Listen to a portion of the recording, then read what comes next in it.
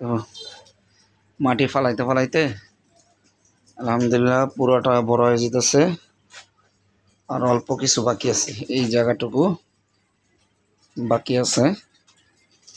তো পুরোটাই আমরা চাটাই গোটায় ফেলাইছি, মাচাং যেটা দিছিলাম, যে মাচাঙের বাঁশগুলা ওটায় ফেলাইছি। তো এখন রাবিশ পাওয়া গেছে, রাবিশগুলো ফেলায়া তো উপরে নেট ফিনিশিং দিয়ে দেব। হ্যাঁ, বালি ফেলায়া এটাকে বসায়, ইটা দিয়া বালি ফেলায়া উপরে, তারপরে ঢালাই দিয়ে দেবে, একটা নেট ফিনিশিং দিয়ে দেবো ইনশাল্লাহ। তো পাকা হয়ে গেলে আল্লাহ সুবিধা হবে। এই রাবিশের জন্যই আমরা মাচাঙের মধ্যে অনেকগুলো টাকা খরচ হয়েছে। তো আবার যেহেতু মাচাং দিলে ইঁদুর বেজি এগুলো সমস্যা করবে, সেই জন্য মাচাংটা মূলত উঠায় ফেলাইছি, যেহেতু রাবিশ পাওয়া গেছে। তো এই কারণে মাটিটা দিলে, উপরে ঢালাইটা দিলে আর ইঁদুর বেজির আক্রমণ থেকে অন্তত বাঁচা যাবে।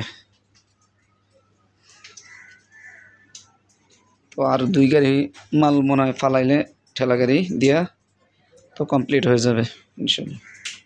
আলহামদুলিল্লাহ এই জায়গাটার মধ্যে বাথরুম হবে।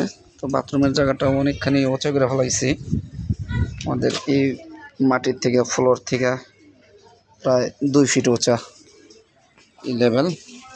তো দেখলে বুঝতে পারবেন, এই আমাদের অফিস রুমের এই লেভেল করে দিতেছি। বাথরুম এখানে টয়লেট হবে, হ্যাঁ, আর এই ফ্লোরটা এই যে কতখানি উঁচা।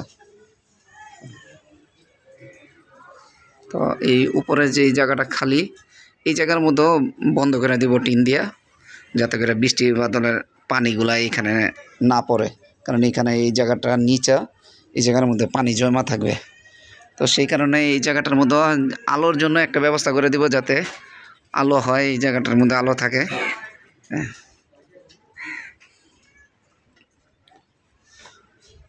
তো আশা করি ইনশাল্লাহ পুরোপুরি কাজ কমপ্লিট হইলে তখন দেখতে পারবেন মাশাআল্লাহ কত সুন্দর হয়েছে।